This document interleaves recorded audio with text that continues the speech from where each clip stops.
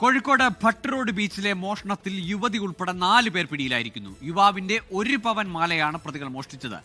മുഖ്യപ്രതി ഫവാസിന്റെ സുഹൃത്ത് സൂക്ഷിച്ചിരുന്ന മാല പോലീസ് കണ്ടെടുത്തു. സമീർ സി മുഹമ്മദ് ചേരുന്നുണ്ട് വിശദാംശങ്ങളുമായി കോഴിക്കോട് നിന്ന്. സമീർ, തൊണ്ടി മുതലടക്കം പിടിയിലായിരിക്കുകയാണ്. സുഹൃത്തുക്കളാണ്. എങ്ങനെയാണ് ഈ യുവാവിൽ നിന്ന് ഈ മാല കവർന്നെടുത്തത് ഈ സംഘം?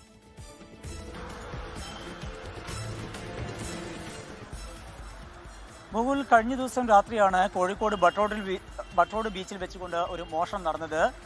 വയനാട് സ്വദേശിയായിട്ടുള്ള അശ്വിൻ വിശ്വനാഥിനെ അടിച്ചു വീഴ്ത്തിക്കൊണ്ട് ഈ പ്രതികൾ മാല മോഷ്ടിക്കുകയായിരുന്നു.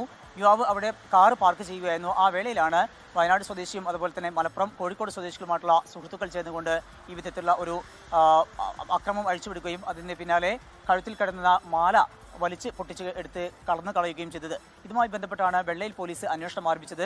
നാട്ടുകാരുടെ സഹായത്തോടു കൂടെയാണ് ഇപ്പോൾ പ്രതികളെ പിടികൂടാൻ കഴിഞ്ഞിരിക്കുന്നത്. നാട്ടുകാർ നൽകിയിട്ടുള്ള CCTV ദൃശ്യങ്ങൾ ഉൾപ്പെടെ കേന്ദ്രീകരിച്ചുകൊണ്ട് പരിശോധിച്ചു. ആ പരിശോധനയിലാണ് 4 പേർ പിടിയിലായിരിക്കുന്നത്. മുഖ്യപ്രതി പുതിയങ്ങാടി സ്വദേശിയായിട്ടുള്ള ഫവാസ് ആണ്. അതുപോലെ തന്നെ വയനാട് ചൂണ്ടയിൽ സ്വദേശിയായിട്ടുള്ള മുഹമ്മദ് സിനാൻ എന്നിവരുമാണ് ഇതിലെ പ്രധാനപ്പെട്ട പ്രതികൾ. ഇവർക്ക് സഹായികളായി നിന്നതാണ് അശ്വിൻ എന്നുള്ള യുവാവും അതുപോലെ തന്നെ ഈ മലപ്പുറം സ്വദേശിയുള്ള സബ്രീന എന്നുള്ള യുവതിയും. ഫവാസിന്റെ പെൺസുഹൃത്താണ് സബ്രീന. ഫവാസ് മോഷ്ടിച്ച ഈ ഫവാസും സുഹൃത്തുക്കളും ചേർന്ന് മോഷ്ടിക്കുകയും പിന്നീട് സബ്രീനയുടെ കൈവശമായിരുന്നു ഈ മാല സൂക്ഷിക്കാൻ നൽകിയിരുന്നത്. ഇതുമായി ബന്ധപ്പെട്ട് പോലീസ് വിശദമായിട്ടുള്ള പരിശോധന നടത്തി. ആ പരിശോധനയ്ക്കിടയിൽ സബ്രീന സൂക്ഷിച്ചിരുന്ന തൊണ്ടി മുതലും ഇപ്പോൾ കണ്ടെടുത്തിട്ടുണ്ട്. ഈ 4 പേരെയും ഇപ്പോൾ വെള്ളയിൽ പോലീസ് സ്റ്റേഷനിലേക്ക് കൊണ്ടുവന്നിട്ടുണ്ട്. പ്രതികളുടെ ചോദ്യം ചെയ്യൽ തുടരുകയാണ്. നിരവധി മോഷണ കേസുകളിലും അതുപോലെ തല്ല് കേസുകളിലും ഉൾപ്പെടെ പ്രതിയാണ് ഫവാസ്. അതുപോലെ തന്നെ മയക്കുമരുന്ന് കേസുകളിലും ഫവാസ് പ്രതിയാണ്. ഗോകുൽ.